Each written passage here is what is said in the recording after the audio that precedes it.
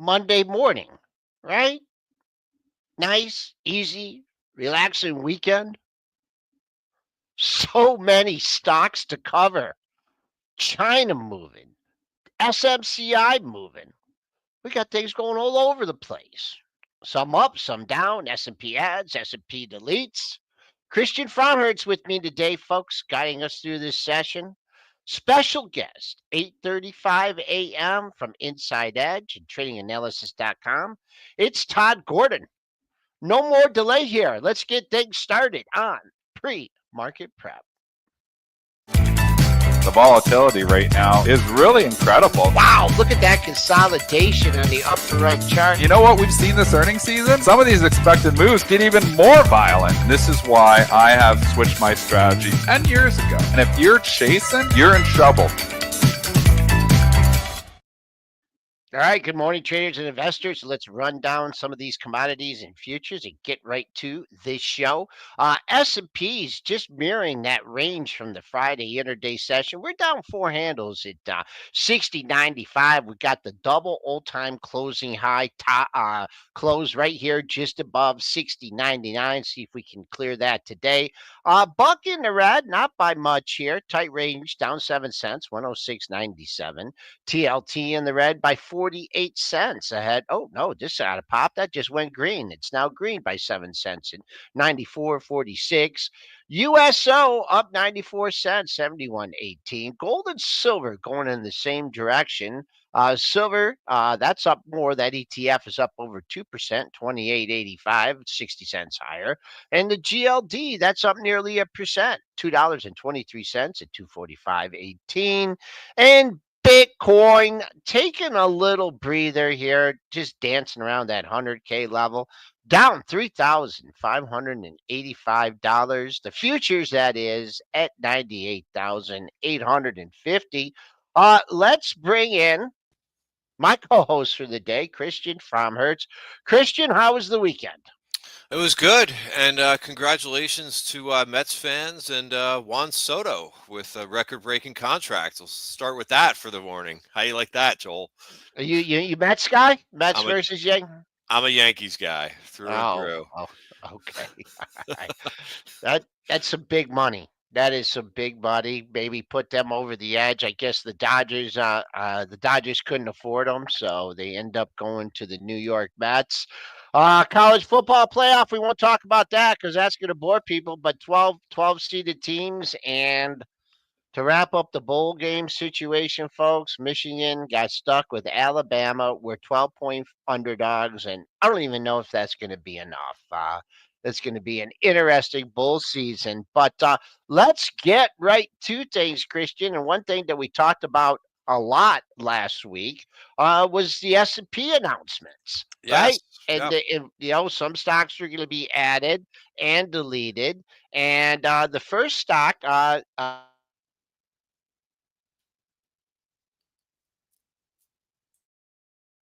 I hit mute there, and you didn't even catch it. So I didn't know if it was my internet or not. So it was a under the radar mute. that Triple D not here to make fun of me. So Street got this one right, Christian. Run into it, a big run into it, new all-time high in pre-market trading. Wow, we got the 295.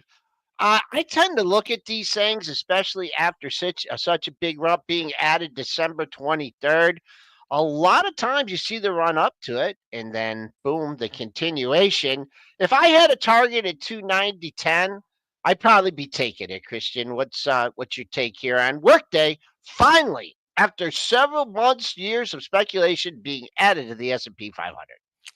Yeah, I agree with you with your technical level. I have 294.77 as a level that I'm watching, but it's funny because Workday was kind of was on the list. I think for I don't know how many quarters about a possible inclusion. It kind of just lulled us to sleep a little bit in terms of I think this had been on the list as well as I think people were looking for a couple other possible names too. But Workday finally gets the nod, so I agree. I think taking some profits. I mean, it could kind of hang around that 290, 294 level is what I would see. But yeah, I mean, why not ring the register on some of these announcements? Yeah, maybe no, maybe selling along. I just don't know about initiating along here at this level, thinking it's going to run. Now, the official date, I believe, is December 23rd. So you got some time. Also, a stock that was rumored to go in, APO. Christian, I can remember you talking about this, and maybe what, $100, $120. You were talking about the private equity firms and stuff, and boy, same thing here, blasting to a new all-time high. The 4 o'clock traders, they got really excited when they took it to 191.64, new all-time high here. Not as big a run up into it. So maybe this one has a little more meat on the bone. What's your take on APO? Yeah, I've liked the group for a while. I think that the private equity group is just can is a sexier investment bank. I mean, they could do more things. They're bigger risk takers, and I like all three. Well, there's actually four, but I like Apollo, KKR, which I've been long for a while. And Blackstone, which got an broker upgrade this morning, which I got long last week. So I like this group. It's where I've liked to be in the financials. Um, and I think it was last quarter, it was KKR that got added to the S&P. So they've got them all in there now in terms of those names and the S&P. So you could kind of see that price action, I think, from last time with correct me if I'm wrong, but I believe it was KKR that was added on the last S&P rebalance. Hmm. Yeah, I mean, it's continuing to move. So you put two stocks in, you got to take two stocks out. One, I always pronounce the name wrong. I like to say Cuervo. That's getting that's getting taken out. That's getting the beats. Whoo, whoo, whoo, whoo, whoo. Boy, hasn't recovered from that last earnings report. That's a beat down. That's a gap and go lower. Never even caught a whiff of a gap here. I mean, I'm looking at the $60 area on the monthlies here. This is one of your Apple. I don't know if Apple dropped them like a bad habit or what, but QRVO. This is not a Christian Fromhertz charge, Christian. What do you say about this one? Traded down a buck 37. Yeah, I mean, I was shocked too when I looked at the chart and just saw how weak this thing is. It's not a name that I've been really concentrating on or trading, but yeah, I would stay away for now. But yeah, it's not a chart for me as you've described. Okay, so there's anticipation of other stocks, right, getting added right in the run, and boy, AppLovin. Michael Pachter talked about this thing. I don't even know. I mean, he's been maybe talking about this September? I don't even know, earlier than that. Maybe back in June. Maybe I'll have to have Josh dig it up. But big run up into there. You made a new all-time high, down 23.50. Not being added off the pre-market low. I'll just give one. This is an interesting area for me right here. 378. You did trade below it in the. Is that in the pre-market? Yeah. Oh, in the after. Oh, they hit it in the after hours when the news came out to 366.95. Got a rebound on it, but I just like where it's trading right now. 378. If people still like this, if it turns out that it's bid there instead of offered, maybe you got a chance to challenge that all-time high. But it had the run up. Didn't get the news that was delivered. App Love it down 23.50. Yeah, what's crazy about this was all of a sudden it started to take. I mean, this thing has been on a run for a while, but it started to take off on Friday, acting like it was going to be added. So sometimes there's that, shake and bake, and especially like with a momentum like this, all it takes is a little bit of a rumor. But for now, you're basically just back to where it was, I guess, on at some point on Thursday. So yeah, I mean, it was a big move in the aftermarkets, but yeah, I didn't have this on the list until as the week progressed.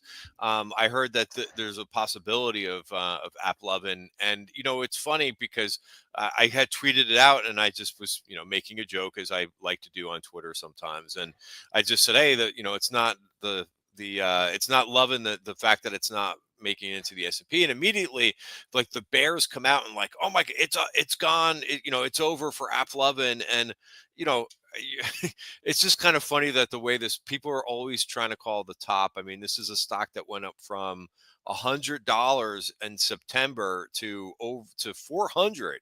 It kind of maybe that psychological level, that 400 level might cap it too. What do you think about that? But I mean, the stock's been on an I enormous mean, run. I mean, if I had this thing, I would have sold it a long time ago. After the kind of run that it had. I just like, it's got to be some kind of cooling off period, right? I mean, I think if I would, was in it super long term, I mean, I'd say, come down and take that gap, get it underneath that gap area. It's been a strong move. I think what would be most important for this thing today is see what happens today, tomorrow. I mean, it's going to have a little bit of a whoosh down, right? Today, obviously, it's in the red, not anticipating it. The catalyst is gone, right? For it to be added to the S&P. Let it consolidate, right? Yeah, And you ever definitely. see, look for this kind of time period right here. See what happens here. Big run up, what, 4, 5, 6 days? And days of consolidation are hard to wait out, because you're thinking, no, this is the move. This is the move. Like Palantir, it's just going to go up $5 every day. But that's what I'd be looking for. And if it can consolidate, above these lows, let's call it the 370 area, build a little base, move higher. The trend is your friend. Also anticipated going to the S&P 500, but being denied the trade desk, not trading down too much here. To me, it's still above support at the 134 and a half, 135 area. Of course, resistance at that closing price at Friday at 139.11. TTD for Christian. Yeah, similar concept here. Not that bad of a move. And where is this thing here on the daily chart? Again, another stock too, not as extended as AppLovin, but I wouldn't mind some consolidation here. And it's amazing these moves that these stocks have been making. But I wouldn't mind a check back to like 132 ish. Hmm. And I like this stock, so I kind of want to get involved in this name if it does have some consolidation. This is definitely one that I'm watching. I think that this space is a pretty good space to be in right now, and yeah, I wouldn't mind about a 5% pullback from here. And we're not looking at valuations on any of this stuff, right? We're not. Nope. We're like, No, right? No.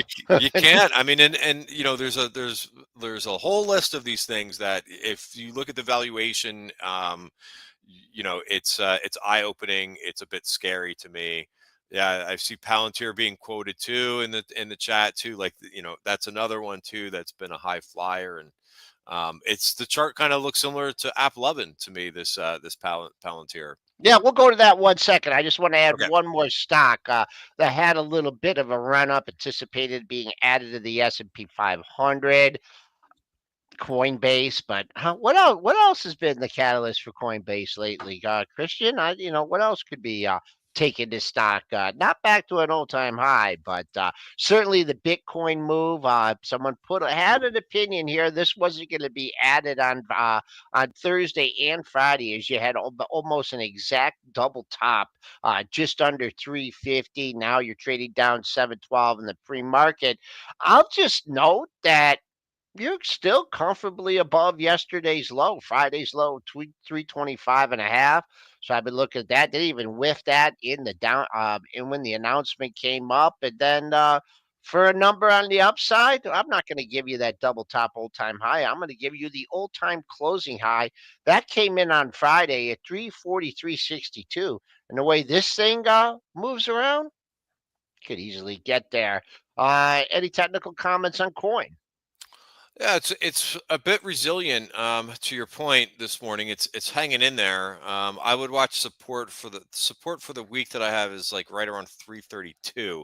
I think that would need to be maintained. If not, yeah, it tried to break out and it got a rejection on Thursday. Friday it came back nicely, so it's a name that's on my watch list because I like to have a couple of these crypto names. But I think for this morning, you mentioned Bitcoin kind of cooling over the weekend a bit, and I think that's going to be also interesting to keep an eye on this 100,000 level. How many times are we going to go back and forth?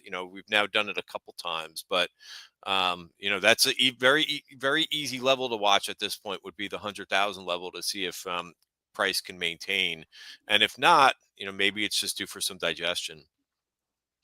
Just my open interest trick here is, I mean, it's coming off a little bit. Now that I gotta find out, I gotta call the CME. I gotta find out what happened on November 25th and November 26th. And I don't know, since it follows a front month contract. I don't. Yeah, that it must have been some kind of rollover because I see it back in October. But I'll just keep an eye on the open interest that peaked back on at the end of November at 32,505. Now you're seeing some liquidation. Now it's now down to 29,000. So little some longs coming off the table in Bitcoin. Let's see here. For using open interest, it's just looking for big volume days. And which way the stock's going.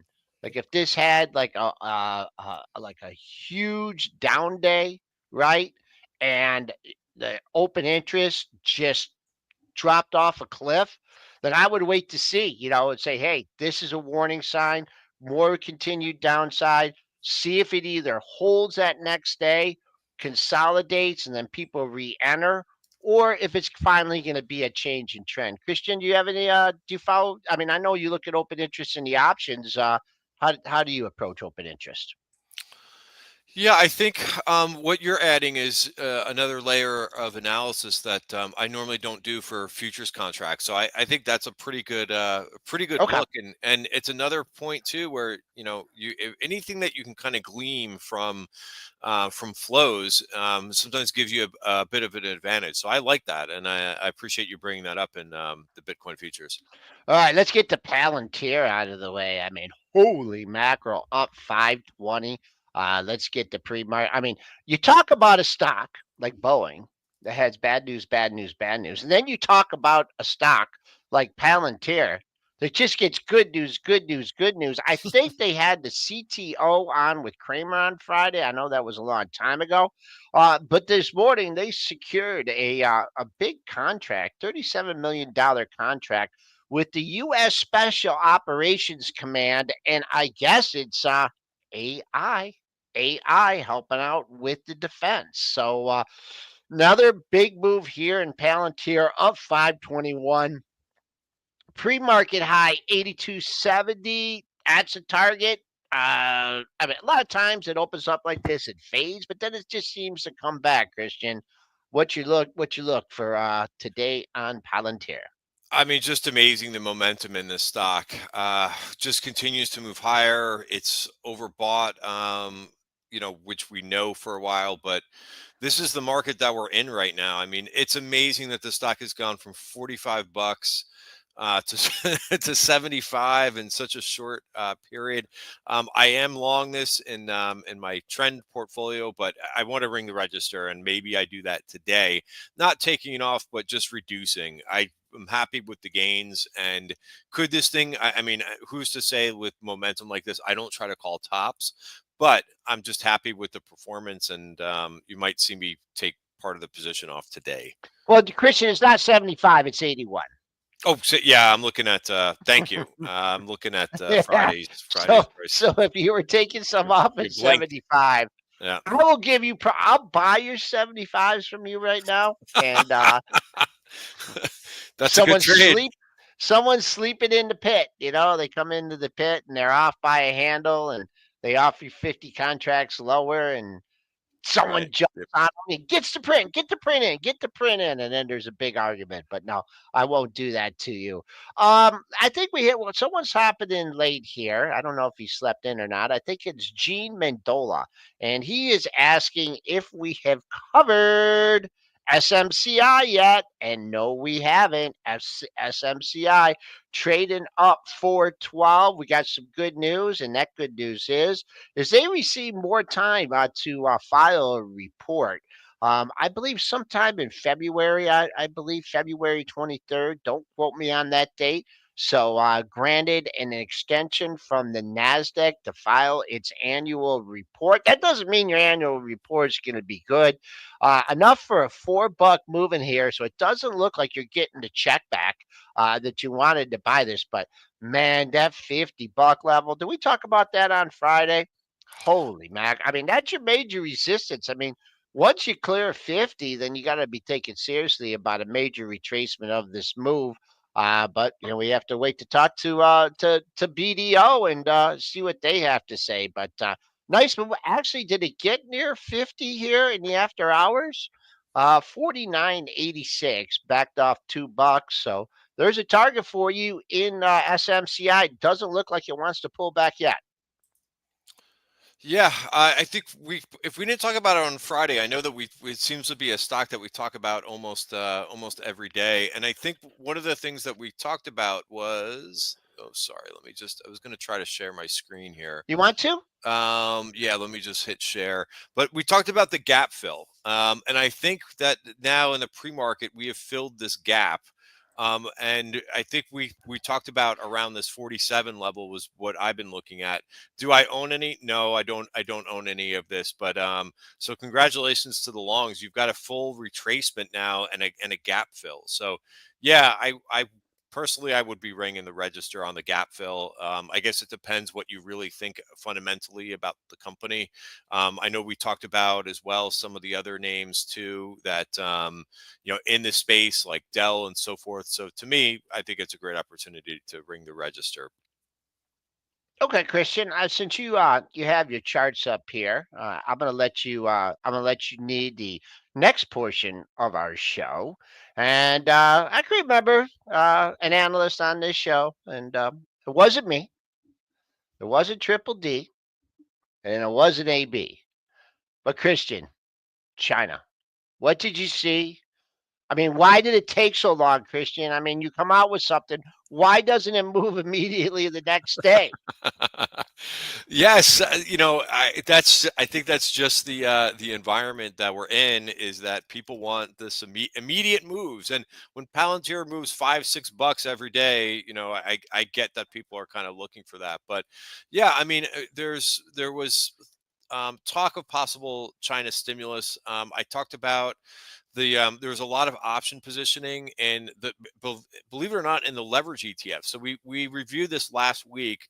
YINN was one of those, and CHAW, which I don't think that one is moving that much this morning. But I talked about how I liked how the technicals looked in the KWEB ETF, and I thought that you didn't have to be really particular with these things. Certainly, someone when they're buying the ETFs, they're not looking for it's not an individual name catalyst. They're looking for the whole group, or this sense like the whole country ETF to move. So I liked that the support that we had here in KWEB was at 30.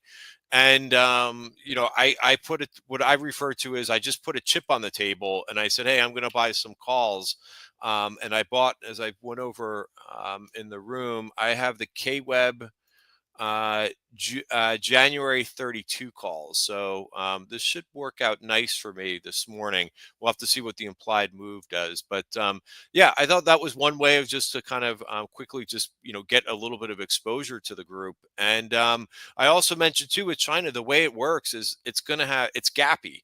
Right, they could announce something like this, or the possibility of stimulus, and these stocks are basically just going to move. So that's how I played it with options, and we'll see how that goes on the open. Oh, I think you're on mute, Joel. Okay, thank you. So with the K web and the calls, and I know you're pretty tactical with your trading. Would you be more tempted to just ring the register on part of the winning position that you have, or come on K web, come up from me, or would you be more tempted to say, wow man, the 35s are trading for a $1.50, or the 35 and a halves, or because you paid up to the premium gods to get in, right? Right. And you lost a couple days, right, of decay. That's probably all those people on the internet were against that. would you want to flip over to the other side, or do you find you tend to mess trades up when you try and do those kind of spreads? Get on the other side of the price decay.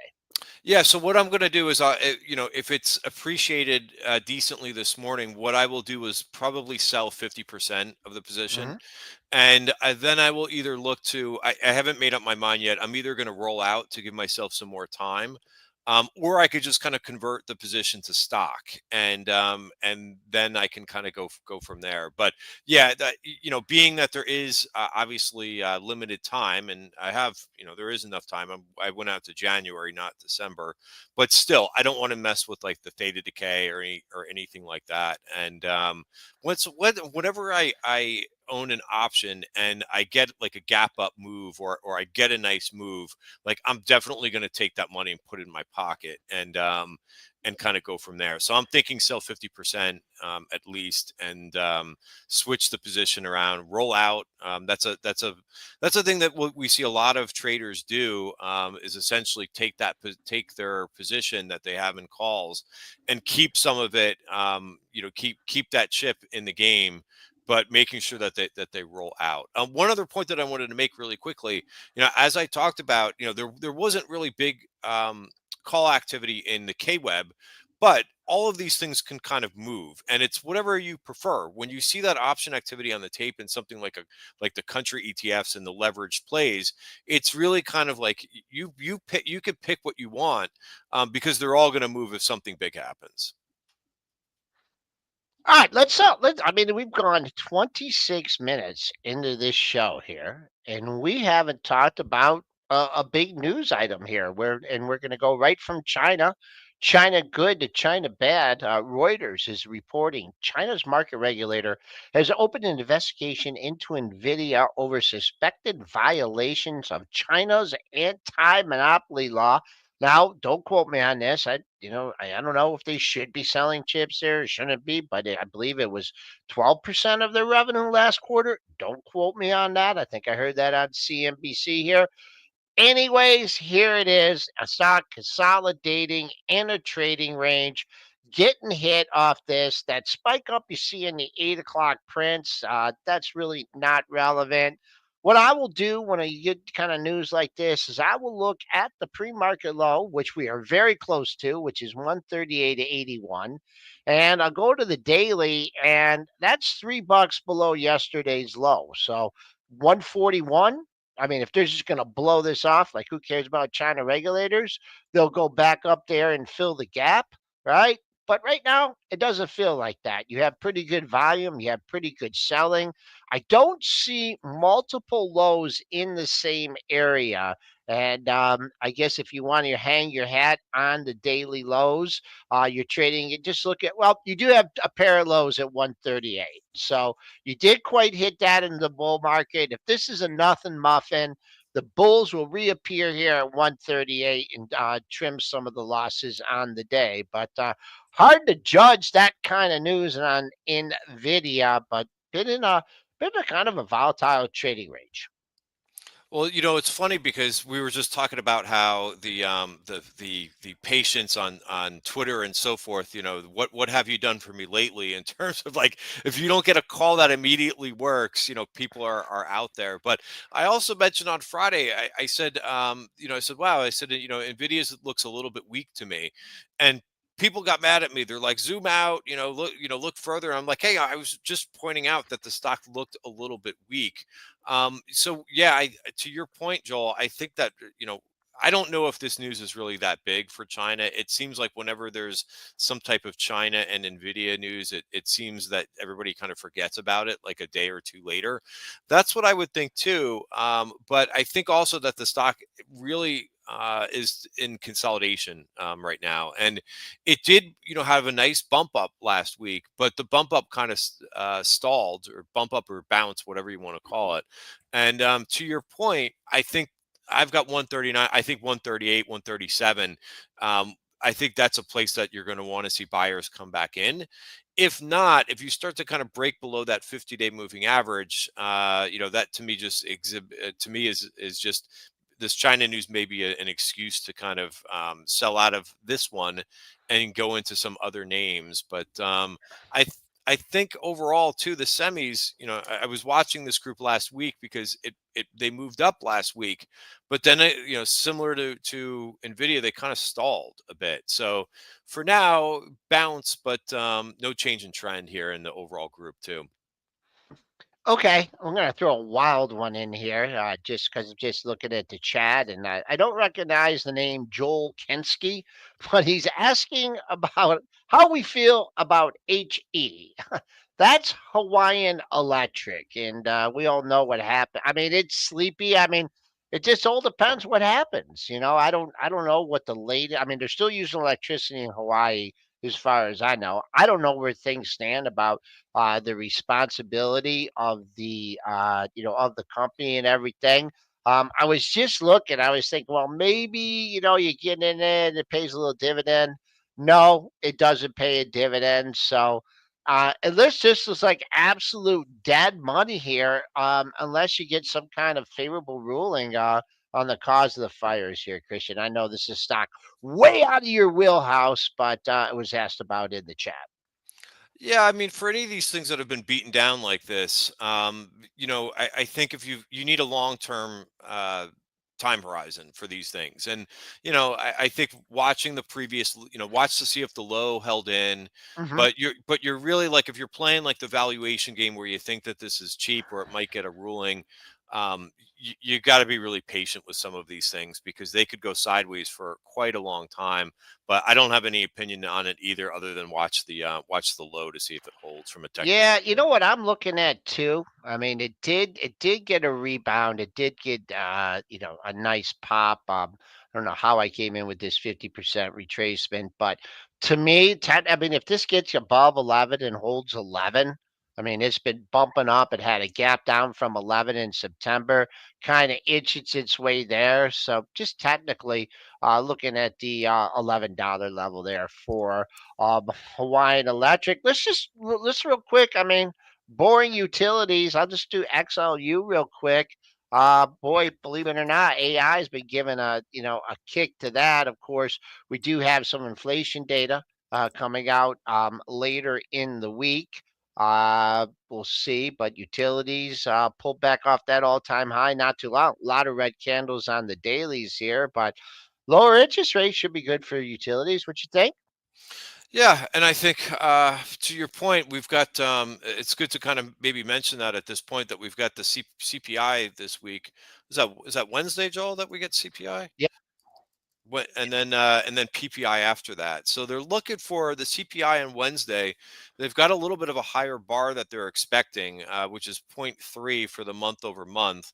So yeah, I mean maybe we start to see some rotation if that number comes in a little bit lighter than that point 0.3 for what they're expecting. I'm also looking at, IWM has not done anything in the last week, and I don't necessarily think that that's a bad thing because it outperforms the previous, but the previous week. So I would be looking for, and I do have, a trade on in IWM going a little bit shorter distance than I have the China trade on, just to the end of the month, thinking that we might get a rally in the small cap. So I don't know if it's going to be CPI or PPI that gets it going, but certainly I would be looking for some rotation, possibly into the small caps, which underperformed last week. Okay. All right. We have our esteemed guest in the background here. He's Mr. Todd Gordon. So, with no further ado, we are going to bring on Mr. Gordon.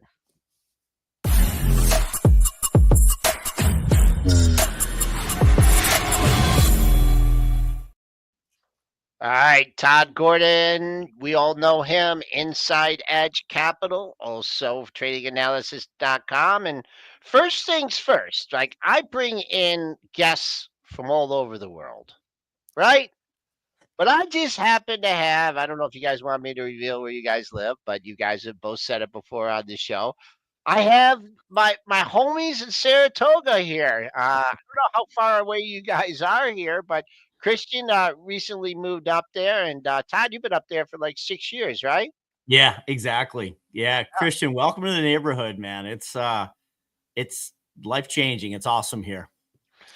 It is, and before I was just going to mention to Joel. Now he's got no excuse. Well, hopefully we'll see Joel in the summertime for track. You know what's really going to piss me off is he's been threatening to come up in the summer to stay for Travers. Now that you're here, he's probably actually going to show up.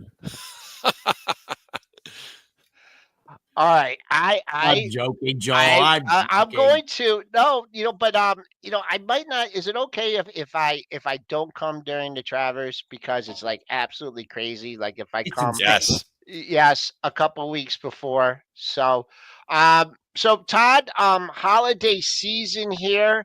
I know you're one of those guys that just spends a lot of money on Christmas trees. You go out there. Wow, Todd. What? How? I mean, yeah. I'm not sure what to say about this Christmas tree here. It's pretty bad. Did you get a good deal on it? Did you? We cut it down ourselves too. We were in Florida. We were there for about 8-9 days, and when we came back, even in upstate New York here, you figured we'd have trees everywhere, but pickings were a little slim. Well, Todd, what you're supposed to do is you're supposed to put it on top of the car or in the car. You're not supposed to drag it in the back of your car all the way home. So, all right. Yeah. She said this is the last year she's making me get a fake tree next year. I've been resisting, but I think she's going to win. Okay. But anyways, Christian, I can't wait to connect with you, man. Again, welcome to the neighborhood, and anything I can do, I've got the lay of the land, and we've gone through the transition. So wait, when did you get here? And I won't. Sorry, I sort of mean to interrupt. But when did you make it up? So I officially moved here like a couple months ago. I bought a place up here back in April, but officially made the transition like last couple months. All right, good. Well, I'll track you down here as things kind of slow down at the end of the year. And again, welcome, man. It's a great area. Thank you. It's quite a transition from New York City, but it's a lot of fun. And if you take a chart overlay of where I sold my house down around the Jersey, New York City area, and overlay that in appreciation here in Saratoga, the delta is quite significant. So this is a high growth area. I hope it continues. All right. So when stocks and when the market gets like this, it doesn't take me very long to do my levels because there's not very much resistance. And that's when I go to my Elliott wave analysis expert.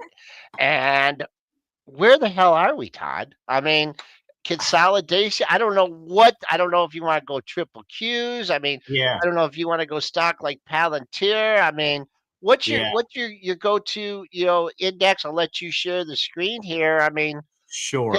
This seems like move up, consolidation, another move higher. Where are we at in the Elliott wave count? I'll show you what I'm looking at here. Let me go entire screen number 4, I think, share. Did that pop up? I got to add it, and I'll do that right now. Okay. So keeping it real simple, like I'm apologetically an Elliott wave guy. I've been for 20 years, and it's a little obscure. It's a little esoteric. It's subjective, but then again, so is all analysis. Just keeping it real simple from the COVID lows up to late 21. That serves as a pretty good foundation of advance. It's like 119% move. I believe this is wave 1 of a larger 5-wave move. I think we're in a secular bull market. I think the AI revolution is real. I think now that we have normally set interest rates, we've got, obviously a pro-business administration coming in. I think there's a lot of things that point higher. So the foundation or the minimum target, I think, is another 119% move, because using not just Elliott wave, but classic Dow theory, Charles Dow gave us the 3 stages of market rally, which is accumulation, widespread participation, which is the 3rd wave, and then distribution in the 5th and final.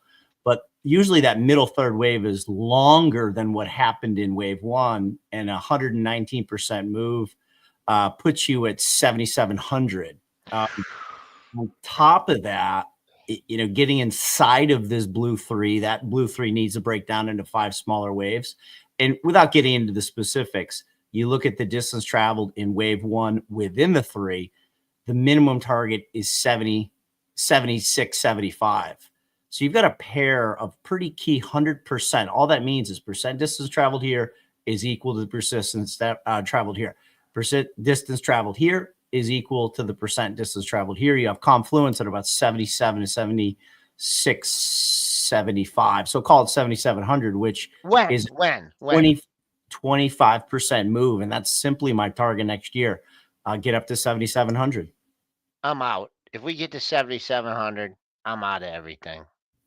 What do you mean? If we get to 7,700, but sometime next year, yeah, I'll sell every single stock, ETF, everything. Why? I own. You're not bullish? I mean, I'm happy at 6,000. I mean, another 1,700 points in the S&P. I mean, I don't, I mean, I'm not saying it can't happen, but I would just say that would be, but I probably also said that at 3,000 and 4,000 and 5,000 and 6,000. But no, I mean, that's a bold call. Before I let climbing the wall of worry. Yeah, exactly. Before I let Christian hop in here with something. One reason I really like to have you on the show is, you're very good with your technicals, but you also cover fundamentals. Yeah. And Carmen's popping in here and asking, is it a worthy conversation to discuss the overheated Schiller PE or the inverted yield curve? Well, wow, really nice lead in there. The PE, price to earnings, the forward on the S&P is probably what? I'm going to guess it's 19 to 20 times forward earnings right now. Maybe Christian, I don't know if you follow that. Is it overheated? Possibly, but I also think we're starting to get the E side, the earnings side of that equation starting to move up. Earnings have been spectacular. And earnings continue to grow.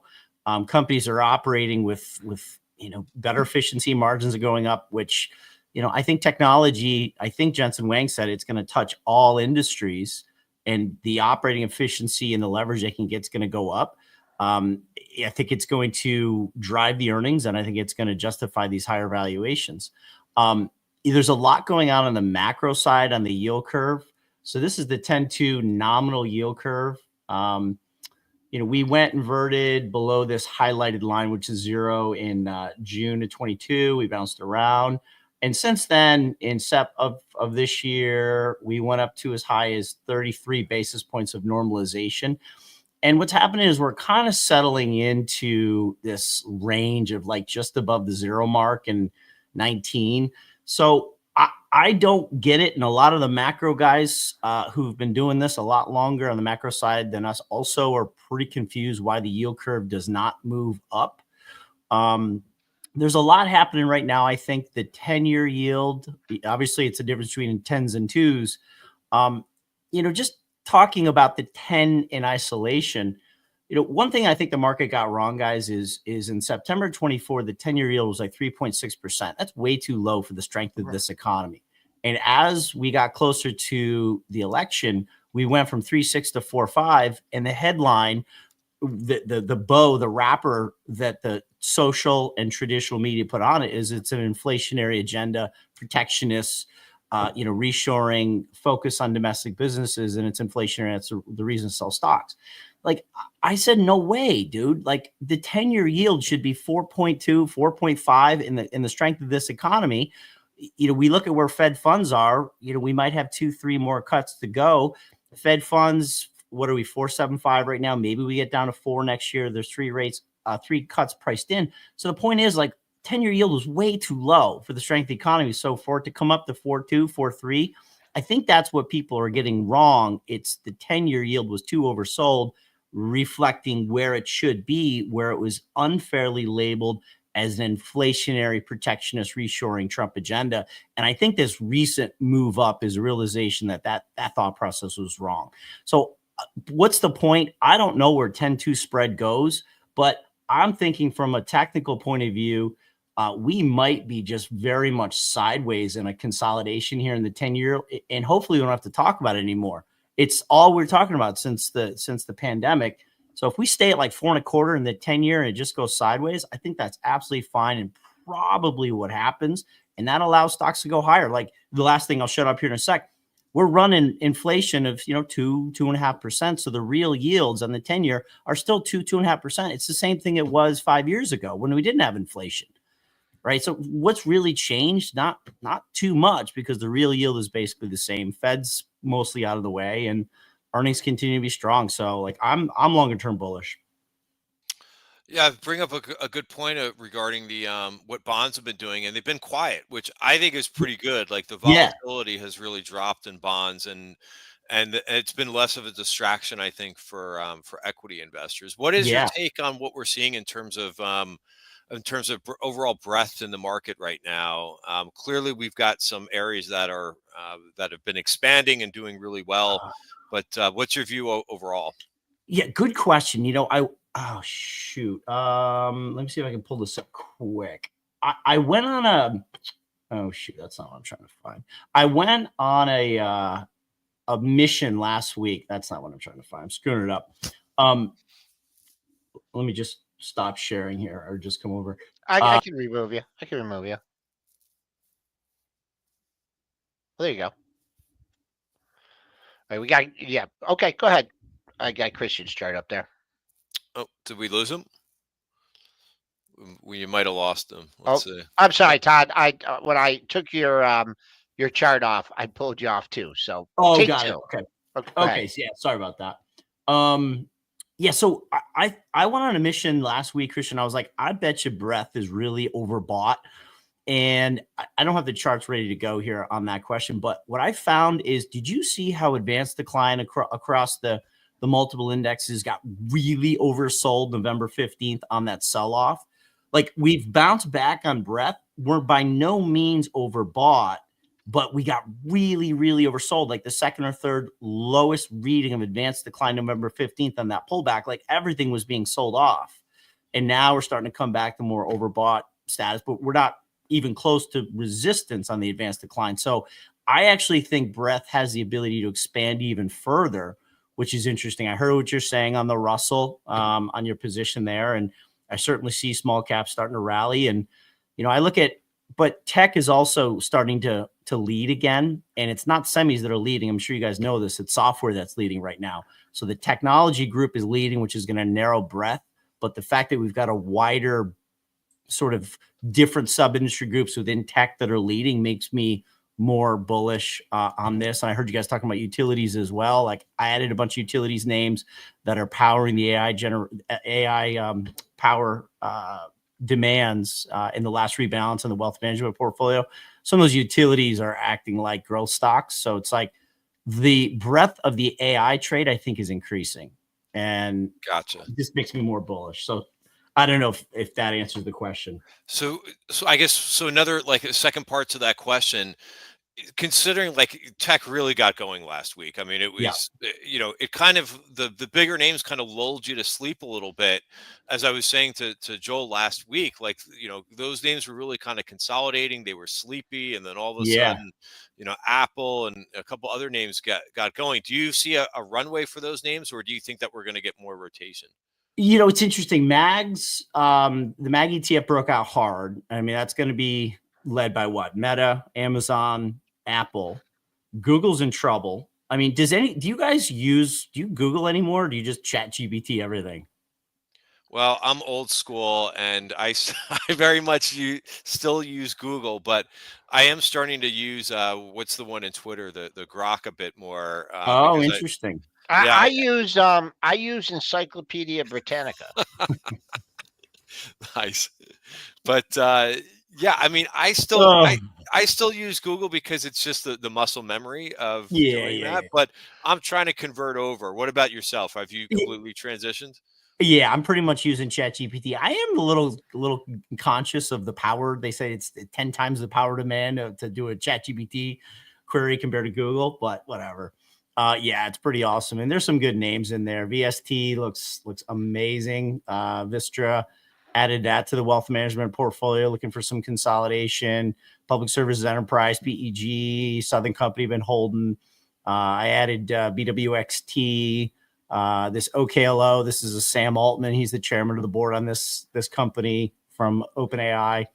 There's some pretty fun ones in there. There's just all kinds of stuff out there. There's so many names I feel like below the Mag 7 level. There's so many bull markets and fundamentally strong mid-cap stocks. Like there's so much fun to play with in there. I just put an option trade on in HIMS. There's a ton going on with this company. I'm holding Hood, just got a Goldman upgrade last week. So I guess to answer your question, Chris, I mean, what do you think? Like Mags is definitely rallying without Google. And large cap is kind of leading it again, right? I mean, and just the overall group, I think, which is impressive to me that you've got those names kicking up now. But to your, exactly to your point, it's when you go under the hood a little bit of tech, you got a lot of themes playing out. So yeah, and this is happening without Nvidia, and just got with Chinese news. Obviously, Nvidia's what $10-12 off the all-time high. That's fine.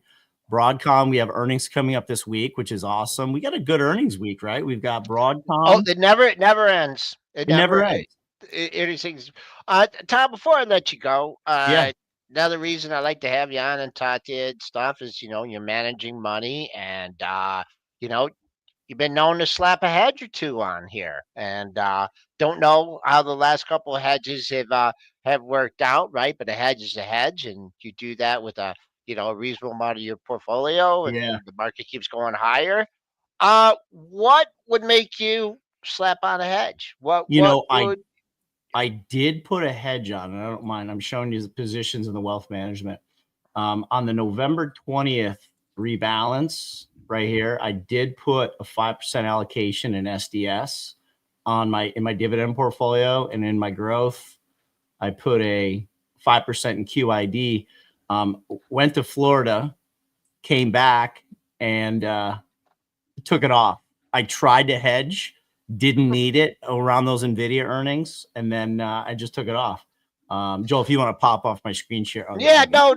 So that it's really interesting. So that I tried it, and I just like I thought. Sorry to interrupt. Like I thought Nvidia was going to be like it's going to beat by 5 or 8%. The shock and awe of Nvidia is gone. It's still the most amazing company potentially in history. And it's not going to be, create shock and awe. That's what happened. The market sold off for like 2-3 days in reaction to it. And then it's just right back at it. I was like, well, I guess we don't need the hedge. So I just took it off. I'm just trying to protect the performance into the end of the year. Like that makes sense, especially around the events. You don't know how some of these events are going to go, whether it's an economic report or if it's a big earnings report, because Nvidia can move the market, right? Yeah. They see something negative about the AI space, or So I like that strategy because they are unknown events, right? So right. It makes sense to have a little protection around that stuff. And how about, do you guys notice Friday? Like we're in an environment where good economic news is good news. The market rallied on the strong jobs number. Like I thought if you gave me that print ahead of time, I'm like, the market's not going to like that. And the probability of a December 19th cut went up. I was like, wow, we're in a good news is good news environment. Like that's pretty cool. It just seemed like immediately the reaction, it was just like waiting for whatever data it was going to be. And the market wanted to rally, on a Friday, because I looked at the numbers and I'm like, okay, one number is up, one number is down, and the market just took off. Like, okay, whatever. Yeah. And I'm all over the place. But one other thing I'll put on your radar, guys, is I'm watching the yen carry trade again. And the correlation of the US 10-year yield and dollar yen is so tight. The yen carry trade for the last couple month or so has been selling off, and nobody's really talking about it. So I'm kind of just keeping an eye on that. But again, the dollar has sold off, being led by dollar yen. That's bringing the yen carry trade, non-dollar carry trade lower. It's not a problem until it becomes a problem. So that's the one thing that I'm watching. I'm a little concerned about there. Just a quick question. Just going back to the hedge, I was reviewing a couple portfolios and stuff, and I mean, I know sometimes you go to the well with options and stuff, and it's so hard with the timing of them, right? We all know that, and getting it exactly right. So So that 5%, the SDS and the QID. I mean, what? I mean, it's probably different for each size portfolio that you had, but let's say you had $100,000 long portfolio Yep. only. I mean, how is a 5% weighting to those things enough to just cushion the blow, It, it, the, or is it just a little more of a psychological kind of thing? I mean, I'm playing I'm playing the markets game as well as the marketing a little bit. I'm Okay. trying to stay at, because we're, knock on wood, we're ahead of the indexes quite significantly this year on the returns. So we put the 2x inverse ETFs in there. So a 5% allocation is like a 10% short exposure. That's enough, I think, if the market was to sell off, to keep me ahead of where we were, so 10% does soften the blow. But I think, guys, this, you guys are all traders. Like, there's so many money managers out there who, they're just asset gatherers. They don't care. They just put it in the market, set and forget it.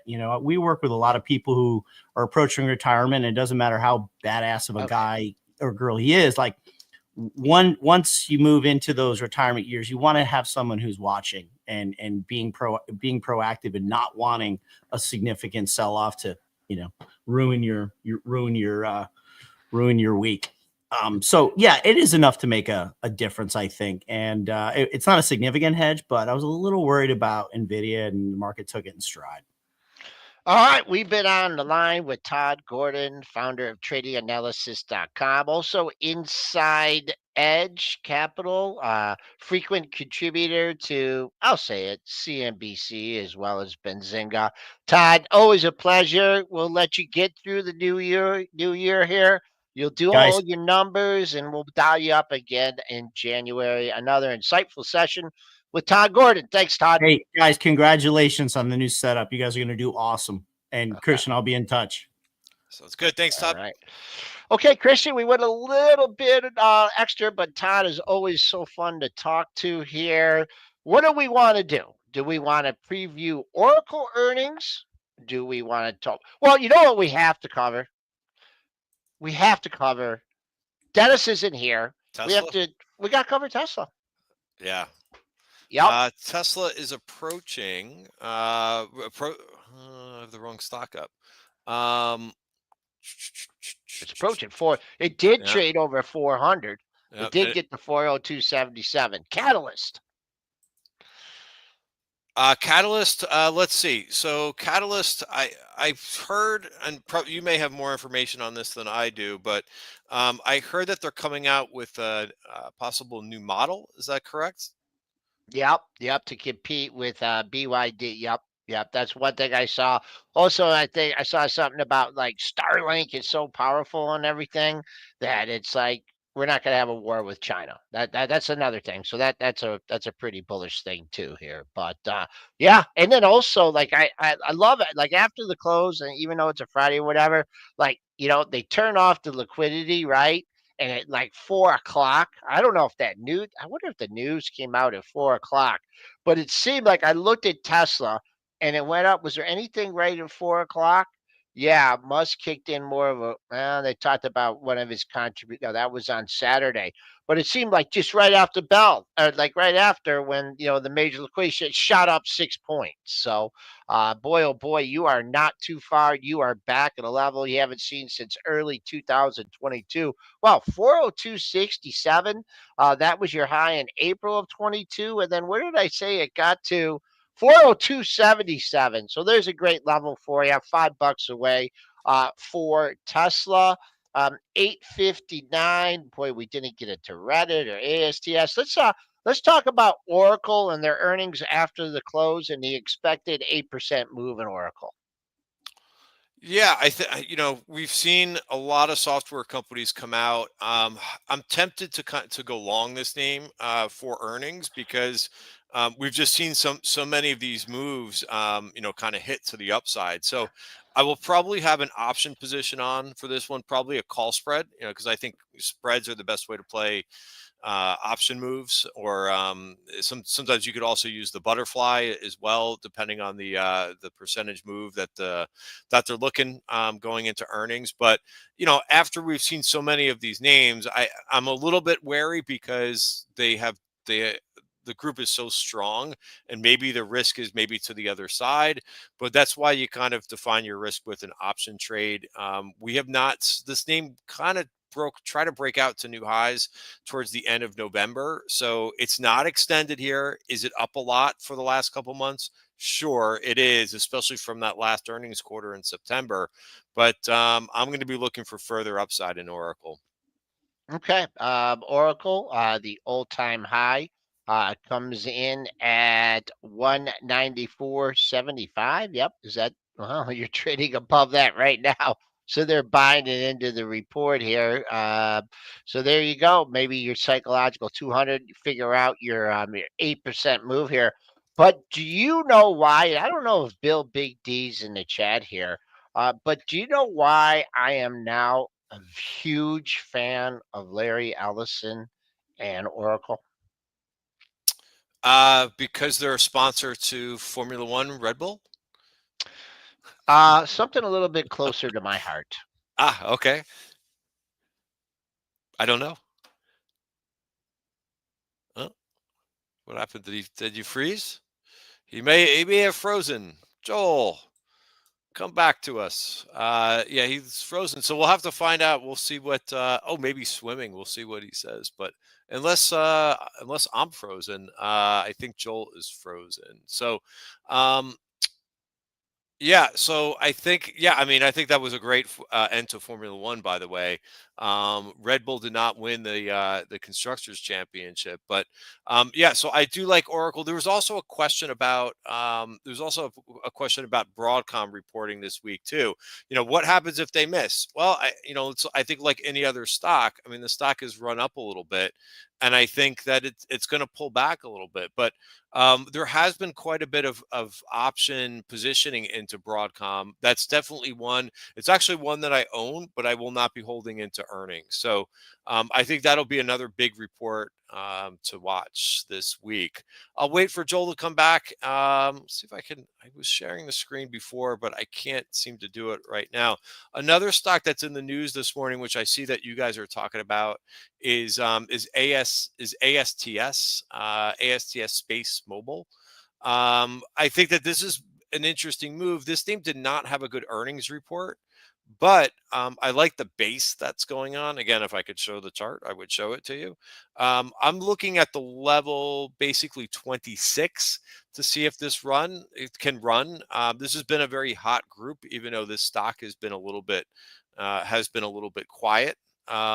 So I will be watching to see if this can break above 26. So I think that's going to conclude. I don't know where Joel went, but that's one that I'll be watching as well.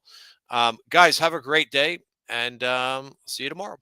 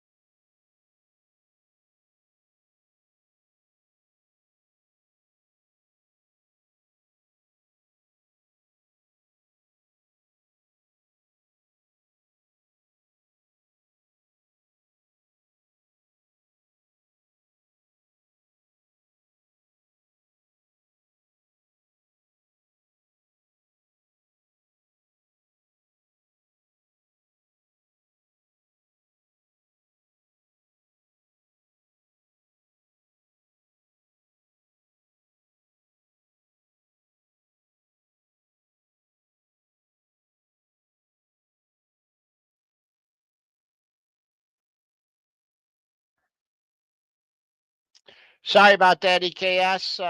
Lost my internet. Can you see me now?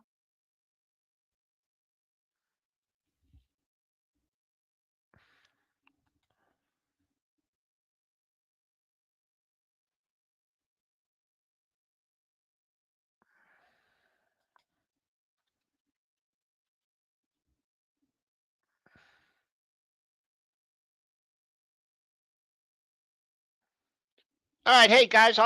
Sorry about that. I lost my internet. I'll just do. I didn't end the stream yet. Um, the internet. I lost my internet, and Christian did have the capability to end the show. Boom. I'll just real quick do some rapid fire ticker time here. If you guys want to do some tickers here, I'll do that here for a few minutes. Boom. There we go. Can you guys see the Nvidia chart?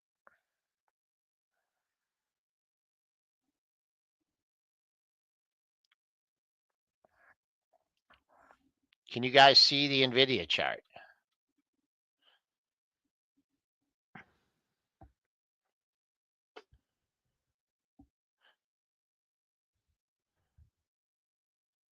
Okay. Let's just I'll just do a couple stocks here since they didn't get signed off yet. This ASTS SpaceMobile. This has been a rocket ship. This is trading up $2.43. And let's see, trading higher. Company announced a partnership with Vodafone. Vodafone. Boom, boom, boom, boom, boom. Vodafone. Vodafone not doing much here. Let's just look at ASTS, and it's trading at the highs of the pre-market session here. Where do we got to? We got to bumped our head up against 27.90 a couple times here, traded 27.76. Not much in here, but consolidating after the decline. I guess what I'll do for this one, did it make, yeah, it made an all-time high. If you think there's more in this move here, really not much to give you. I'll just say this 50% retracement area. I mean, you're trading as long as you hold above 27 bucks here.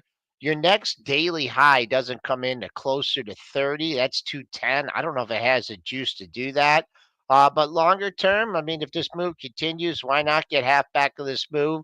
30, and then it just seems like the last 4 or 5 times that it stuck its head above 31, it's had a hard time going back in September. It got above 30, 30 to 31, crapped out, did it again here in October, cracked out, did it again here in November. So we're not quite there yet, but let's see if Bulls step ahead in that on or the Bears and try and take some profits on the ASTS news. What do we have going back? Going to go back to the tickers here. Only tickers that go up. No, that's pretty hard to do. Hey, Mike, how you doing? I hope you recovered from the craziness in the election trading. Nvidia chart was up. S&Ps. I'll just do a real quick take on this. Double close here. The all-time closing high is 60.99. That was on Friday's. Wednesday's close is right in that area now. We did trade in the pre-market up to 61.0575. The pre-market low right in there by the intraday low from yesterday. So there you go. It's just really, we've been chopping around in these 10 handles here. Just just for the last like day and a half. We'll see if that continues. Update here on Nvidia with the bad China news. Let's get the 24-hour chart for this. It's off the low. Let's see if that pre-market low holds. Boom. You know, why not? What do you have to do? Got a ways to get up to get a gap fill here at 141.31. So that'd be your gap fill here in Nvidia. EKS is asking about a stock Genpact. I don't know if this is a big mover. Let's take a look at Genpact, see if we have any news.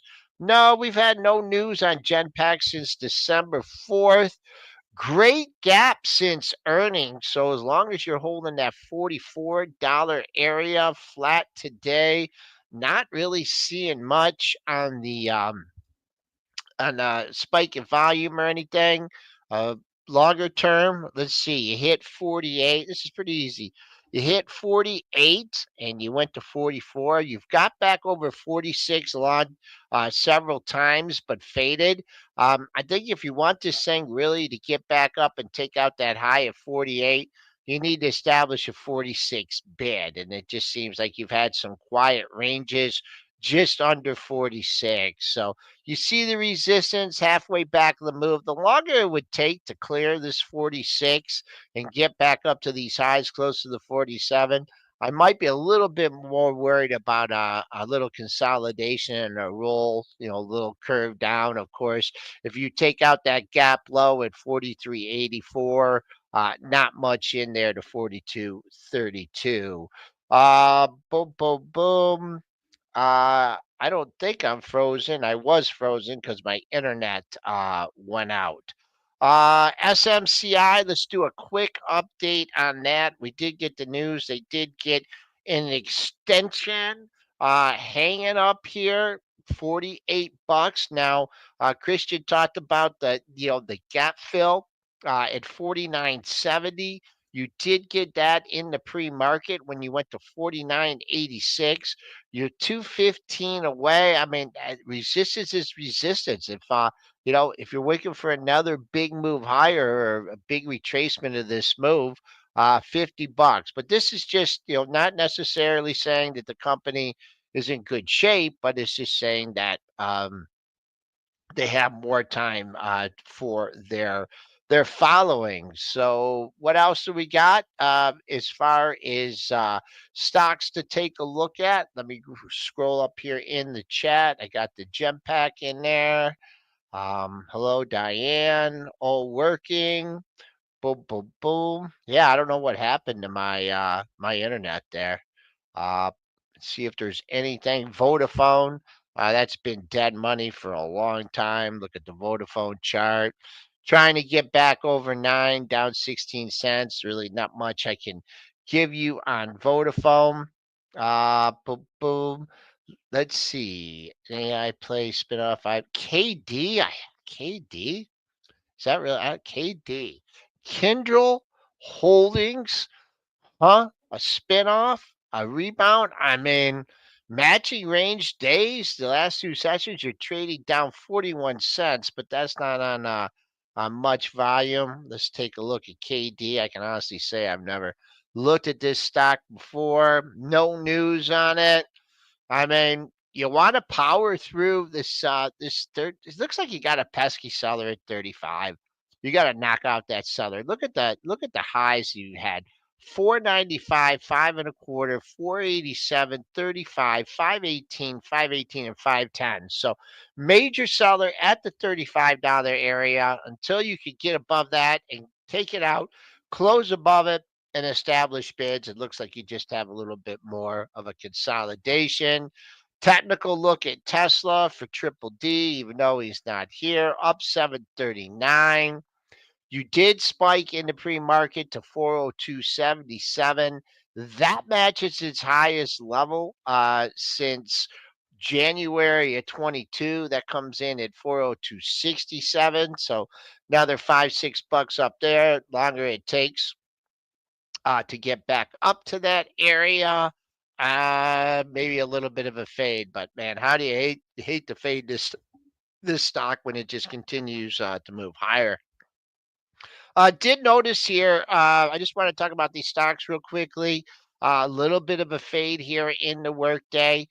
Did get out of the S&P. Now it's leaking a little bit. So if you had profits in these 290 area or a target, I'd take a good hard look at it.